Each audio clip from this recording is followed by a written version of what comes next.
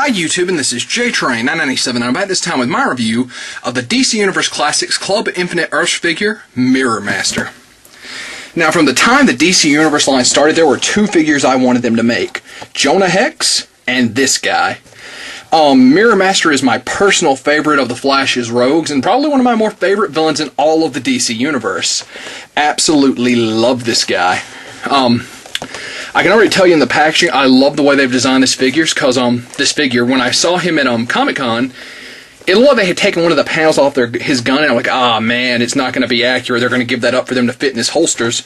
They've actually given you two different attachments, one for the gun closed to fit in his holster, and one of the gun open for like when he's using it. Absolutely love that. Love that he got both guns, of course for his little mirror effects.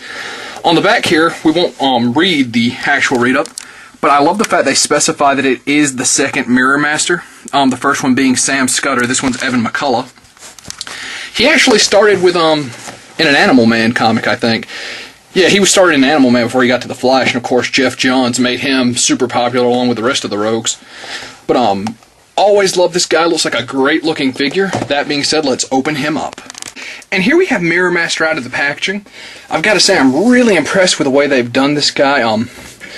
You know, his costume, I admit, in design, it's a little plain, but they definitely got everything they needed to get right. Let's get him posed here. I have his two little closed gun mirror accessories over here. The one thing I have to note, really, is that it's a little hard to get his holsters to close with the mirror guns in there, which, of course, these are very nicely detailed. As you can see, the open panel there for the reflection, just a lot of nice detail. Of course, pop that off to show you.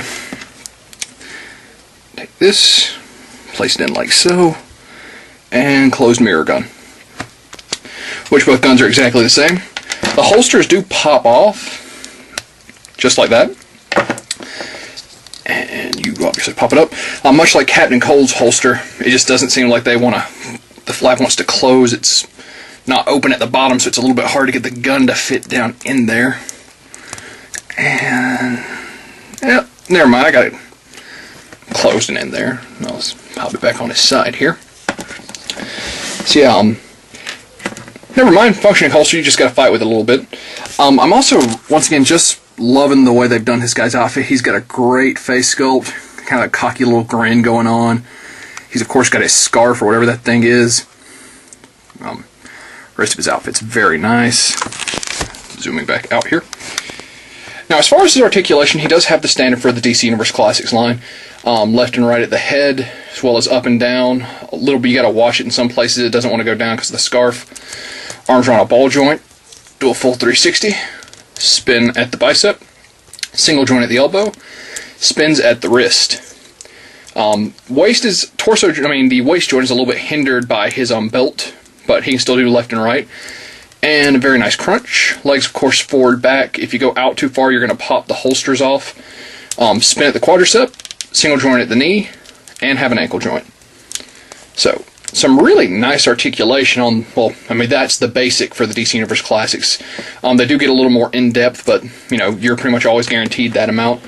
And Mirror Master, you know, while it's always nice to get more articulation on a figure, he's definitely got what he needs.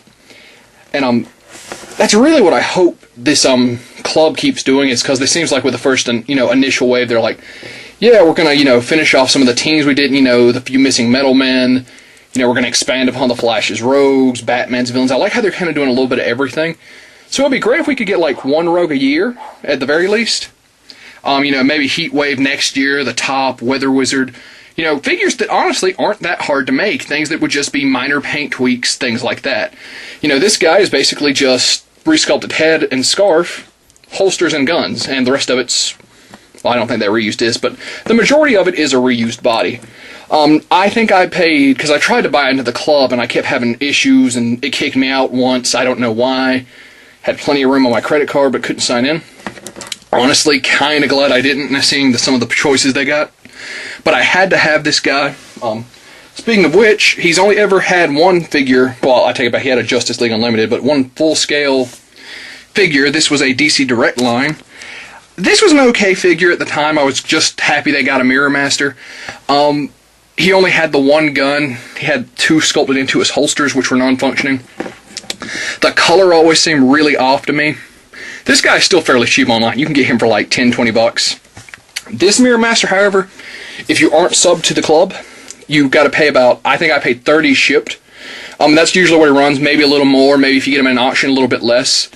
But I love what they did with the guns. They got the figure absolutely accurate. If you're a Flash fan, you got to have this guy. I don't know what they've really kind of changed up the Rogues, and we still haven't seen Mirror Master in the new 52, but this version of the guy is awesome. That being said, this is J-Train 997. The only other thing this guy could have came with to make him more accurate was a little baggie of cocaine. He's always doing coke in the comics. But I absolutely love this guy, and I'll see you soon, YouTube.